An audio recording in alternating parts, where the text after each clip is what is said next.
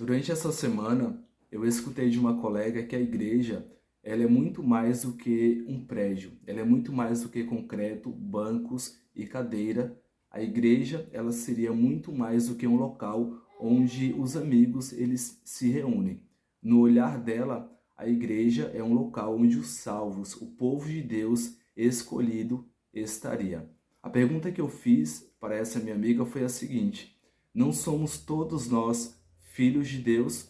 Quando Cristo veio aqui a essa terra, ele não deu a vida por todos nós? Por que então somente aqueles que estão dentro das igrejas estariam salvos e os que estão fora estariam perdidos?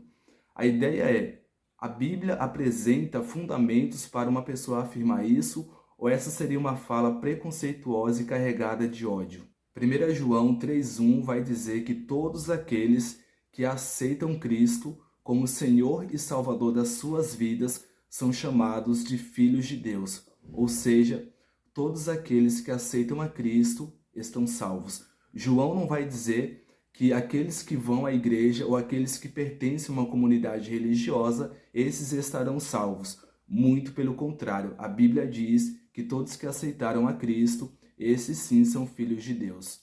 Eu também poderia citar o clássico versículo, Mateus 18:20, que vai dizer que onde estiver 2 ou 3 reunidos no nome de Cristo, ele estará ali. Só que isso é clichê. Eu quero levar você para uma reflexão para muito além, em meio a tantas filosofias de vida, a tantas teorias, em meio a uma sociedade onde brota religiões e cada igreja ela traçou um perfil e aquele que não se encaixa ou não se adequa a esse perfil não é aceito, fica difícil para mim, para você como jovem, escolher um lugar para pertencer.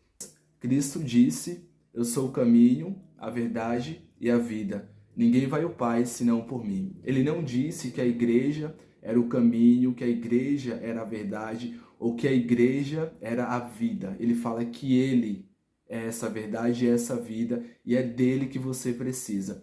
A gente não precisa ser muito inteligente para perceber que as igrejas hoje elas estão corrompidas. O que a gente consegue perceber são que pessoas que se dizem cristãs, que se dizem servas de Deus, estão diariamente dentro de uma comunidade cristã, mas estão com a vida corrompida.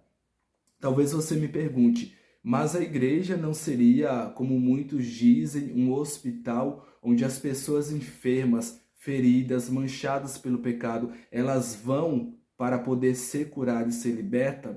Se você já ouviu essa frase, se você como cristão já disse, eu quero te dizer que você está completamente errado. A igreja não é esse hospital, mas sim Cristo é o médico dos médicos, quem pode curar e libertar você.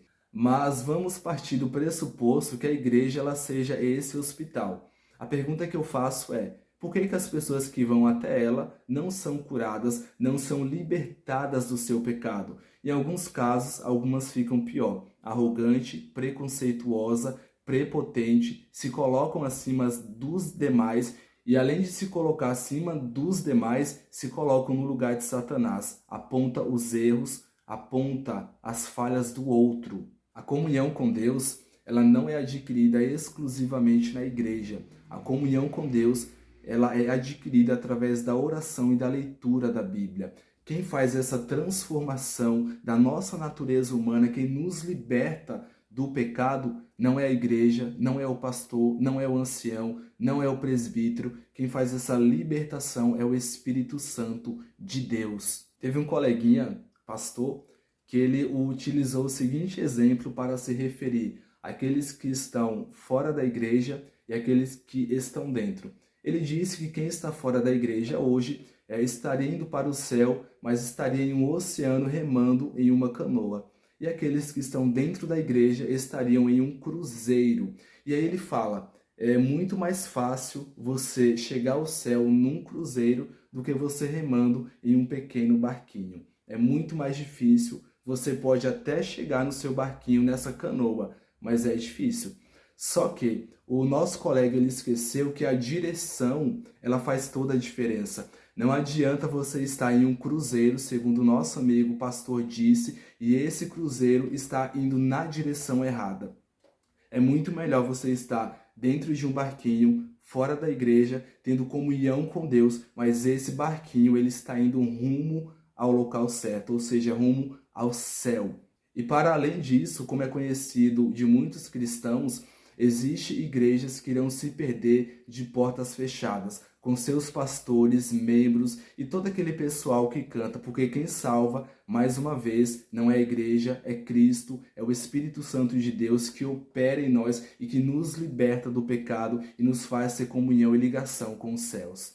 E ainda utilizando o exemplo do nosso colega, de que aqueles que estariam dentro da igreja estariam em um cruzeiro e aqueles que estão fora estariam em um barquinho remando nesse vasto oceano, o nosso colega esqueceu que é muito melhor você estar dentro de um pequeno barquinho e saber que quem conduz os ventos, o dono do oceano, é o Criador, e a qualquer momento ele pode soprar sobre as suas velas e fazer você chegar muito mais longe e muito mais rápido ao céu do que você estar em um cruzeiro e se debater contra as rochas do preconceito, da arrogância e da hipocrisia. Eu finalizo o vídeo com o que está em João 3,16. Porque Deus amou o mundo de tal maneira para todo aquele que nele crê não pereça, mas tenha vida eterna. Ou seja, Deus amou o mundo e não a igreja para todo aquele que nele crê e não somente aqueles que estão dentro de uma comunidade cristã.